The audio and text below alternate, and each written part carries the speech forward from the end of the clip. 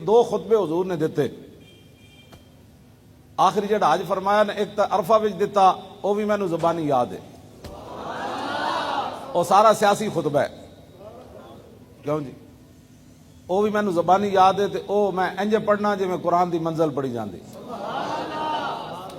یا ایھا الناس انی لا ارانی و ایاکم نجتمع فی ھذا المجلس ابدا ان دماءکم واموالکم واعراضکم حرام علیکم کحرمت یومکم ھذا فی بلدکم ھذا فی شہرکم ھذا وستلقون ربکم فیسألکم عن اعمالکم الا فلا ترجعوا بعدی ضلالا یضرب بعضکم رقاب بعض الا کل شیء من امر الجاہلیت تحت قدمی موضوع ودماء الجاہلیت موضوعۃ وان اول دم ادعو من دمائنا دم ابن الربیع ابن الحارث کان مسترضعا فی بنی سعد فقتلہ زین وربا الجاہلیت موضوع واول ربا ادعو ربانا ربا عباس ابن عبد المطلب فانہ موضوع کلہ۔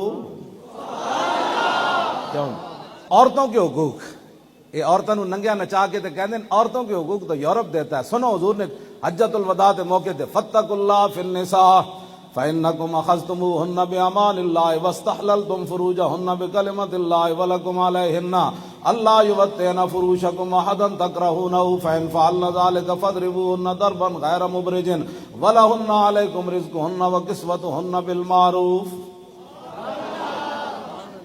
کیا جی حضور نے اس موقع تے فرماؤ اللہ عورتوں دے بارے اللہ کو ڈرنا، عورتوں تے ظلم نہ کرنا، اے اللہ دے نام وچ تواڈے حق چاہیاں تے اللہ دے نام وچ تواڈے واسطے حلال ہویاں۔ تے حضور نے فرمایا تواڈے حق عورتاں تے کی ون کہ جنہاں نو تسی نہ پسند کرو وہ اپنے گھر وچ عورتاں نہ آن دین، تے انہاں دے حق اے ون انہاں نو تسی دستور دے مطابق روٹی بھی دینی تے کپڑے بھی دینے۔ صرف انہاں لفظاں دا ترجمہ کیتا ہے، شادیاں جانا چھڑ دیتا ہے، نیکاں لوگاں دا بھی شادیاں تے میں گیا اتھے بھی جاہلیت دیاں رسماں، اتھے بھی عورتاں جھاٹے کڈے ہوئے، بڑھیاں کے تے جوان کے تے جناب تے اے مسلمانوں دیاں شادیاں ہو رہی۔ تے حضور نے کی فرمایا اس موقع تے فرمایا الا کل شیء من امر الجاہلیت تحت قدمی موضوع۔ حضور نے فرمایا سنو اے میرے امتیو، آج میں جاہلیت کی ہر چیز اپنے پاؤں کے نیچے روند کر جا رہا۔ کیا کرتے ہو تم، کس طرف جا رہے؟ حضور فرماتے ہیں آج میں ہر چیز جاہلیت کی اپنے پاؤں کے نیچے مسل کر جا رہا ہوں بس۔